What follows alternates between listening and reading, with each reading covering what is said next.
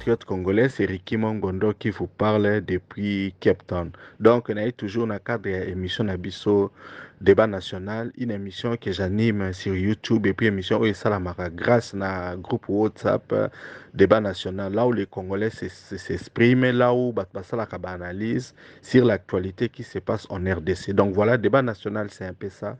Motunyo so azana likamba koloba, tokotia bayoka, puisque na parlement ya mboso, bakoyoka yote, ceux qui faut pas bahati bakoyoka yote. Mais voilà, vous avez une plateforme où tous les Congolais de par le monde, bisika nyoso bakozala, que ce soit en Europe, que ce soit en Afrique, que ce soit en Amérique ou en Asie, bakolandeur. Donc voilà, nous donnons la parole à tout le monde et puis à tous les sujets.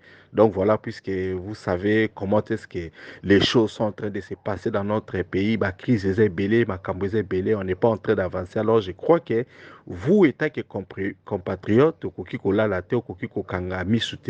il faut toujours que c'est pourquoi nous vous encourageons, quand vous avez quelque chose, un coup de guerre, vous en kanda na likaomoko boyo eleka qui que tu penses que olingo pesa ba conseil ba congolais conseil ou bien olingo ou avertir bango voilà, tu auras aussi ton temps batu bakoyoka yo de même que bokoyoka nini compatriote oyo azali koloba de même que yo pe bakoyoka audio na yo.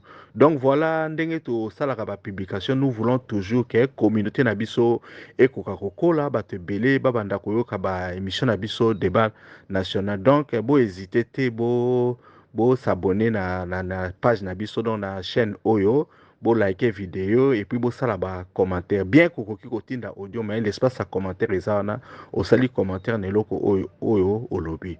Donc voilà, c'est un peu ça. Donc elo na loba na lelo ya compatriotes nabiso congolais, comme vous ne pouvez pas imaginer, Azali Moulouba, mais aïe lelo ko dénoncer comportement oyo bandeko nabiso mingi ya baluba bakomi na yango depuis que Félix Tshilombo a eu pouvoir.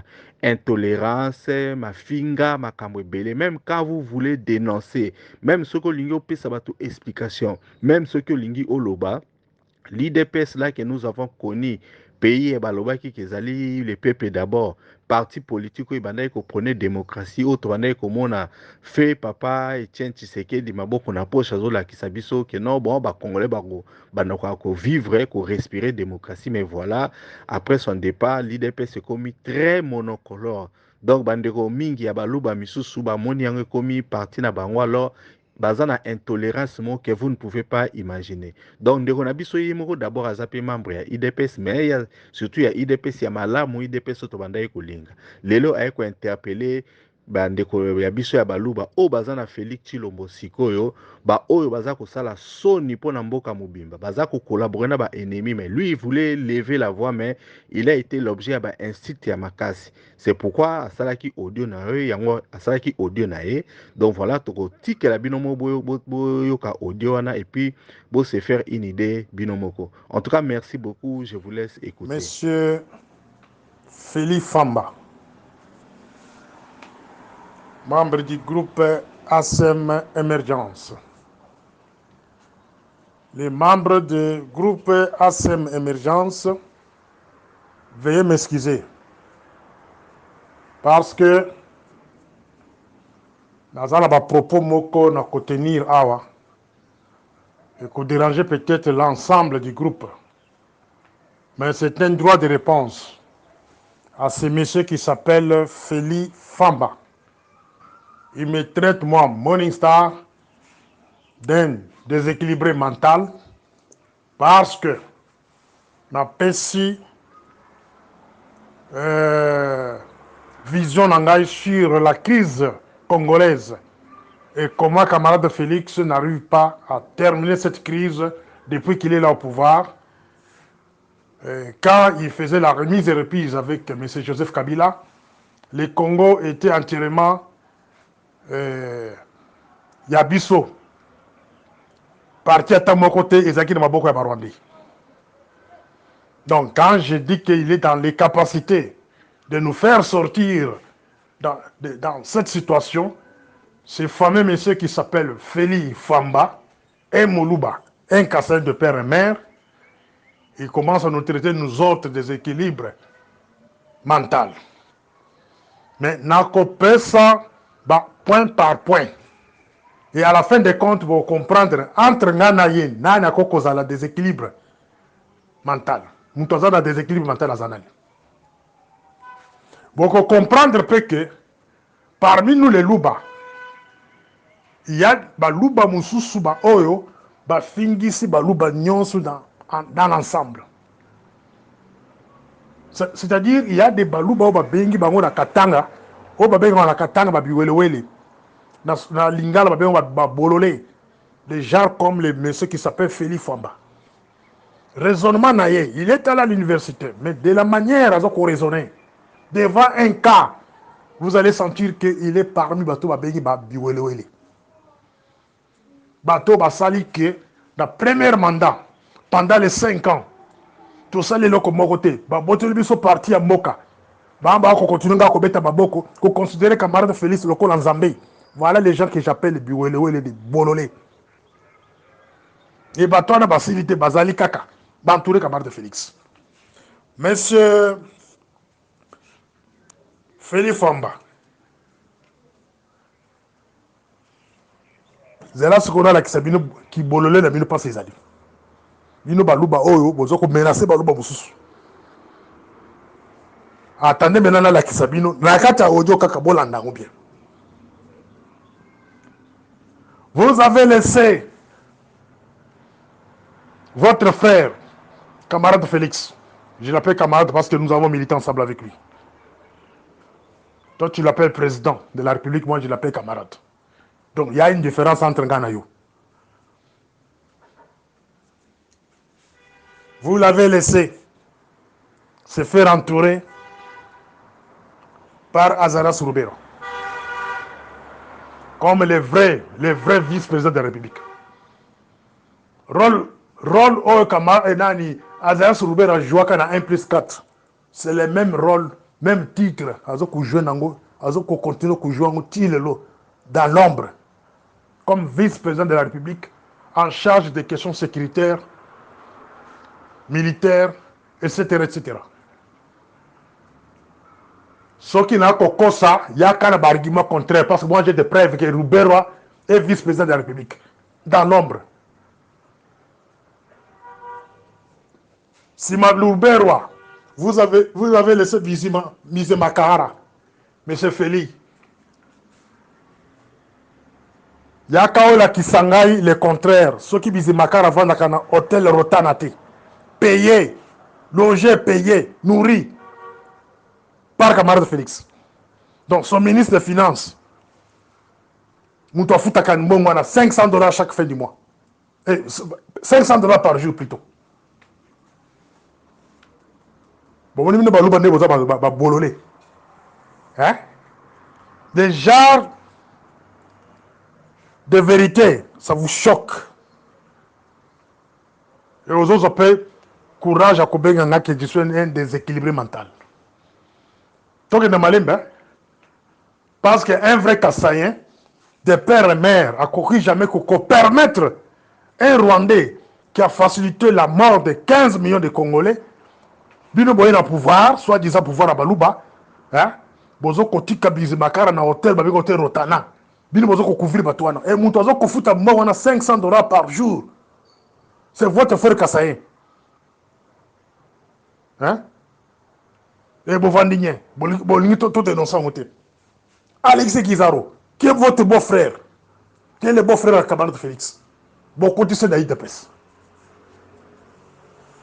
A postulé Naïd de Pes comme député. Et c'est celui-là qui a presque tout entre ses mains, dans le terrain. Et vous, les Balouba Bovandinien, Moussa Bino Boyebi Zakaka Kokumi Saka Félix Okol en Zambé, Fachibe. Et puis là, qu'on ça la menace en privé. La menace, c'est bien qu'on ça n'a rien. Waba bololé. Menace, c'est bien qu'on ça n'a rien de mon côté. Attention, là, ça a mboko on ça n'a rien de côté. Bah, senzi.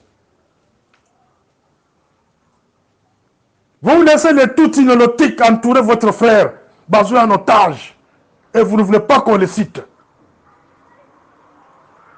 La guerre de l'Est, vous avez laissé une partie du Congo et les Kokende. Bateau non sera kotanga la kata audio oyo. sont actifs et entourez votre chef. Et vous allez nous dire que non, il est tenté de faire un effort pour récupérer une année. Est à Congo. Il est dans les capacités de le faire. Parce que ces gens-là l'entourent. Bateau Natanya va entourer. Et puis, parce que je rôle mon sur le plan national et même sur le plan international. L'armée, la NER, les GEM, police, douane, ils aiment beaucoup à Batouana. Ils aiment beaucoup tellement que non, non, tu es un équilibre mental. Là, il y a qui se sous le commencé et bouger Batouana à groupe. Mais je me réserve encore. Charles Mukiza. Ce Charles Mukiza, ce qui Mukiza. Un Rwandais de père et mère. C'est celui-là qui est l'auditeur, seigneur, et directeur à la Banque centrale du Congo. Et président en fonction de la communauté Tutsi. Charles Mukiza. Wana ne batu na bino. Bato bazu camarade Félix en otage bagwana. Finance en mboka za maboko batwana. Les chefs de toute une nautique rwandais de Yewana. Chef Maruberwa, c'est celui-là qu'on a placé à la Banque centrale. Yo yoko le kawa na kwateke Morning Star. Bomoni ki bolole na bineze pas ce outa. Est-ce que que Baluba, on pensait que les Baluba sont déjà très intelligents. Mais quand on voit un homme comme Feli, soit disant Feli Fouamba, la manière que tu parles dans ces groupes, ça montre que vous avez bololé, vous avez tout le monde qui est classe, monsieur. Excusez-moi pour certains propos nous allons tenir, parce que vous choquez bateau. Vous êtes parmi les Baluba, Bafingisi Baluba. Moi, Morning Star, je vais laisser Azaras Ruberwa, criminel. Laissez Bizimakara, criminel. Laissez Alexis Gizaro, criminel. Laissez Charles Mukiza, criminel. Prendre camarade Félix en otage devant ses responsabilités, messieurs. Kenyan Vandadien, là-bas le côté au Betele Maboko. Deuxième mandat ou autre. Vous avez fait traîner un point pour démarrer. Dans des pays sérieux, il faut élire président. Une semaine, c'est trop. Bon, ministre gouvernement, Makamouibandi. Il y a un sous pouvoir avec le PS Kabouya. Étiquette dans le monde Rwandais, monsieur Wana.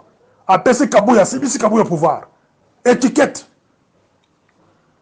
Pour que toi, dans un mois, 2 mois, sans gouvernement. Et dans tout ce temps-là, ce sont les Rwandais qui dirigent le Congo. Dans les 2 mois-là, il y a tant de gouvernement. Les Rwandais vont vous surprendre dans beaucoup de choses. Ça montre que Bozana, Bwana Maï l'État, mais c'est Feli Famba. Je pensais que j'ai affaire à monsieur peut-être Moutoba Congo, ou Moussoïl Mokoboy, ou Katangé, mais j'ai affaire à un Kassayen comme moi. C'est-à-dire que je suis un peu comme moi, je suis un peu comme Kassayen. Pour nous, il faut que bolole na mino esike zali. Pour bokanga mambanga na mino libela. Bosali fantaisie lukuta awa ke bokangi Rwandair. Bokangi Rwandair. Aviation rwandaise. Oh yeye moko mosa mukunza ben seleka na mboka wana. Na bande ko na bango. Rwandair. Tosali pression a bosali samla kulongula Rwandair na Congo mais bocha on a plaza. Mais baza ko utiliser espace aérien congolaise. Ya Jarsi.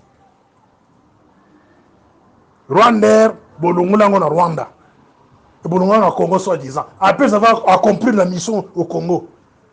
Bon déplacer on a Brazzaville parce que le président Brazzavillois lui aussi est complice du Rwanda. Aza pion et Kagame. Il travaille contre le Congo Kinshasa. Baza ko utiliser espace aérien congolaise. Est-ce que yo monsieur Félix Famba, est-ce que ibe makabona kolbana yo? Que Rwandair ezako exister et le Kakali Kinshasa et qui attirer dans Brazzaville. Est-ce que bien? Maintenant là qui se passe qui bololo la bien ezali. Rwandair transporte les Rwandais, les mercenaires na Rwanda et qui à Brazzaville. Nabutu vers 21h, 22h, 23h, jusqu'à 2h de battre 3h. Vous voyez, Bakana contre la frontière ya Congo. Vous voyez, Bakana n'a pas trop la migration. La personne qui est à la migration, c'est Roland Kachantal, qui est le père biologique. Il y a Denis Nyakero. Roland Kachantal, il a des affinités avec Kagame. C'est parmi les anciens du Rwanda. C'est celui-là que vous avez confié là déjà. C'est un collègue hein, que je connais. Est-ce que vous voyez bien? Pendant que vous dormez, vous les femmes là-bas, bien vous êtes quelque part en train de prendre le whisky, quelque part, en train de louer les gens, des idolâtres. Mais, Bichingobila, bakopesa ordre par Rola Kachata, le boko tsabato bauti na Rwanda, na Rwanda, bakota Kishasa. C'est là où je vous appelle de Bololé. Odio Oboli Misanga, na osa kanda. Parce que monsieur est allé me toucher dans la place où il m'a touché à côté. Moi, je parle de choses qui éclairent les Congolais, comprendre comment les Congolais gèrent. Il y a des déséquilibres mentaux. C'est bien toi qui es déséquilibré mental, monsieur. Na ba ono sa sibana yo. Ba baluba ba bololé ba bibumbaf. Bo fingisi biso na Congo mobimba. Tina libanda pe ba komoko loke baluba ba sala biso soni. Na tagelo bato ba ko diriger Congo non? Finance à pays, finance. Banque centrale est contrôlée par Charles Mukiza. Banque centrale est contrôlée par Charles Mukiza. Auditeur, senior et directeur à la Banque centrale. Charles Mukiza. Il est le président en fonction de la communauté Tutsi. De Masolo Binobalou Baboyebite. On vous a réduit au rang des idolâtres. Bah réduire bien au rang ya batoko betala bato boko. Moi na koko betala kabala ka Félix Baboko ta. Naza ne sengona yete. Naza ne sengona ta bukete, na betala baboko pourquoi? Ya eloko ni na gagné sibanayi. Parce que les mouluba ngaza mouluba na betala kay maboko, ya nini? Quand je vois que derrière lui, il y a une faiblesse, oh, ils ont permettre que Moke Bunga, na côté les manakoloba. Quand je vois qu'en lui, il laisse sa femme nommer les gens dans des appareils de la sécurité, il faut n'aloba, monsieur. Vous voulez nous redire au silence pourquoi? Yanni n'a pas sa cabissonine. 5 ans ici, il a pas sa cabissonine. Nous sommes en bandits. Et on voit seulement les mêmes têtes, mêmes gens, même face. De façon qu'on se prépare pour qu'on relève. Et vous allez me demander à moi de rester mieux en quoi? Vous avez laissé les pays entre les mains de l'élotique. Touti, Rwandais, Baoundé va diriger Mboka. N'a montré noir sur blanc comment ces gens-là vous dirigent dans ce pays-là. N'a Binongo. La liste est très longue. N'a un gouvernement parallèle. Ces gens-là de l'élotique, ils ont leur propre gouvernement. Ceux qui ont besoin de 60 ministres, on besoin de 60 ministres. Ceux qui ont besoin de 50 ministres, on besoin de 50 ministres. Bazali na ANR na Bango, créé à l'époque de Roubert. Roubert quand il fut ministre de décentralisation. A créé ANR ya Yemoko, et ils ont existé tous les lots. Et ils ont la province. Roubert a c'est oh Baredok sur toute l'étendue. Il y a Yemoko Bazali, Baye Balagate. Avant la Bajan, il y a Yemoko. Et tout ça s'est fait sur un accord signé par Chiban à l'époque. Au lieu de multiplier vos pensées, vos poussées, pensées de Mino Moussika. Il y a comment votre frère, comment il est d'entrée. Il y a qu'on prépare la disparition d'Abino. Dans l'inconscience. Lui, on le prend comme un agent inconscient. C'est sa femme qui est claire dans ma communauté Kosalema. Sa femme dirige les services de sécurité. Sa femme dirige l'armée. Sa femme dirige la migration. Sa femme dirige même la douane. Mais bien, il faut vendre cacaboyon, fatibé. Ce que vous contredire, vous avez menacé, vous allez beaucoup disparaître dans le monde. Et quand ça va barder, vous allez quitter ce pays-là. Et première tribu, on va pour chasser partout, c'est vous les Balouba. Et là, côté de la bino, comprendre que non, les pouvoirs ce sont les Tutsis qui vous dirigent. Nicolas Kazadi, ministre de la Finance. Il n'y a affinité, il est 50-50. Il est 50-50. aza na lokolo na Rwanda ya droite, lokolo moko na gauche na Congo. Na Congo, dans les familles Zambombo. Que jusque-là, je suis en train de faire des investigations pour connaître si réellement il vient de cette famille-là. Mais en dernière minute, Nicolas Kazadi, avec l'actuel ministre de la Défense, basé sur affinité, basé sur la relation d'enfance.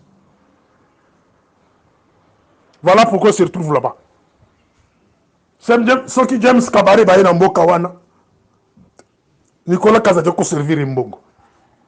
Après Vezali, en tout cas, c'est 1 million il n'y a pas longtemps. James Kabarebe. En fonction de quoi, Moutou, un James Kabarebe, ministre de la Défense en Mboka Moussous, le loi ministre de il y a ministre régional. Il y a décentralisation régionale. Il y a Rwanda. Mais ils ont Congo besoin de 1 million. Bon, on peut ça. Est-ce que la couture n'est pas question?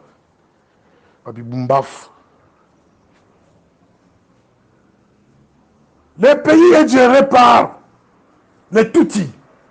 Mais bino balo bovana bobeta maboko. Boli ba contredire en moté. Ma kamona ko le ba bino boyi bien moté. Et chez vous là, il n'y a aucun monde qui peut prendre le courage et le risque de parler de manière où je parle. Parce que moi je prends le risque. Je mets ma vie en danger et je m'en fous. Même si j'arrive à disparaître, il y aura un autre Morning Star, un autre esprit de Morning Star et plus pire que moi. Vous avez laissé la femme de votre frère diriger les services de sécurité.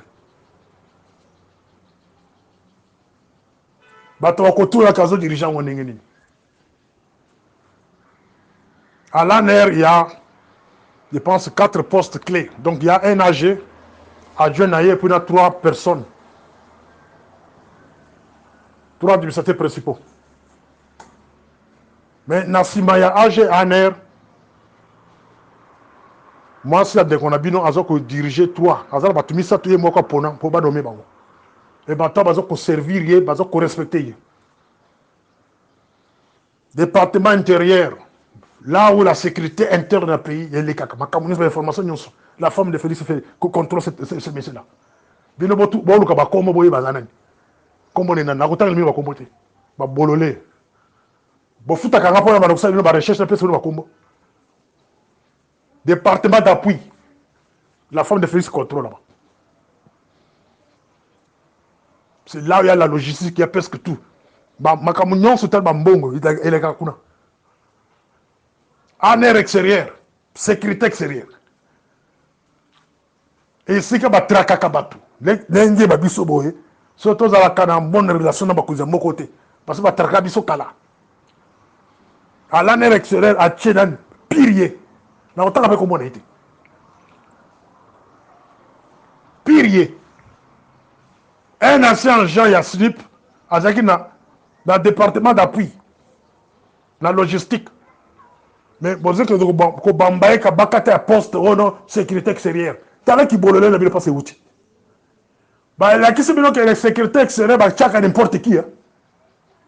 Sécurité extérieure bah tchaka muntu oyo.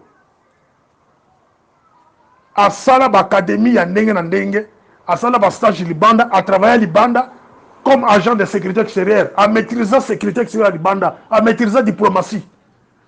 C'est celui-là qu'on peut mettre comme un AP extérieur. Et votre nasiko bino.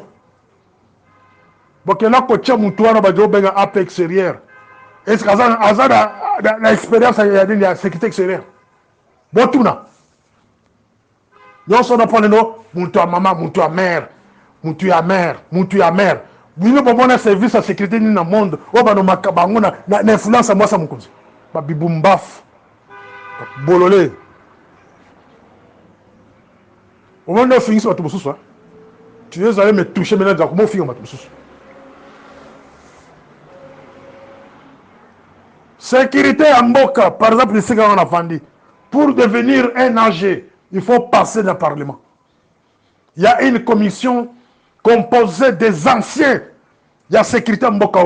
Bato va diriger comme Mboka Kala. Des bazos Kala, quand il y a Parlement. Commission de défense et sécurité en Mboka. Bangon, il faut interviewer yo. Félix Famba, Bumbaf. Il ne faut pas interviewer yo, batuna yo, au lieu comme agir en moko pour ça dans Moussalanini. expérience na yo ezanine la kisa CV na yo bazana mitulu bakotuna sur le pays. Qu'est-ce que tu peux faire pour le pays? Qu'est-ce que le pays peut attendre de toi? Des lobbies bako recommander candidature de pas président de la République ba signer ordonnance. Pe ordonnance bako signer en coulisses bato akoye bango pété. Olingo koma adjo ya AG ndenge moko. Olingo koma patron la migration ndenge moko. Il faut passer l'interview la commission. Il y a défense et sécurité, il y a parlement. Est-ce qu'au Congo pouvait faire déjà des choses? Maintenant, comme commission de défense et sécurité, en commune de Mouassa Félix. Vous laissez Mme Niaker, c'est elle là maintenant qui choisit les gens. L'appareil à sécurité. Et boti qui est, balouba, babiwelewele, bibumbaf. Bon, ce qu'ils ont là, les biwelewele, les bibumbaf, c'est pas tous les balouba. Il y a une catégorie de gens, ok, je suis en train de parler. Vous laissez la femme d'un chef commencer à choisir les gens dans l'appareil de sécurité. Et bien, beaucoup. Maintenant, quand la guerre de l'Est barde, ma belleza kokende, beaucoup diplomatie agissante. Quelle diplomatie agissante? Diplomatie agissante. Beaucoup de personnes pour ce mot agissante. Ni agité ou ni voix est. Ma belle pays. Et risque pas est moumbé que des alliés. Et c'est que moi je vais demander à la population congolaise.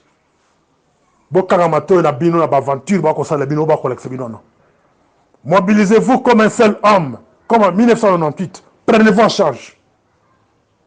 Prenez-vous en charge. La solution du Congo, c'est vous, le peuple congolais. C'est vous, le peuple congolais. Mettez-vous ensemble sur l'étendue de la République. Cherchez ces gens-là, maison par maison. Bobo Mabango te chassez-les du pays. Partout ils sont. Même dans la ville de commune à Gombe, Bokota. Dans la commune de s'ils sont là, les militaires, vous devez agir de la même manière. Sinon, votre avenir est sombre. La communauté internationale,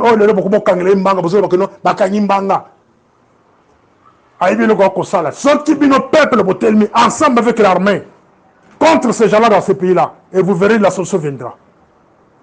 Bon, on a la deuxième audio. Morning Star. Merci à vous tous d'avoir participé. Soki olingi otinda audio na yo commentaire na yo ou bien point de vue, tinda yango na WhatsApp na audio au plus 27 62 072 0611. C'était Ricky Mongbondo depuis Cape Town. À la prochaine.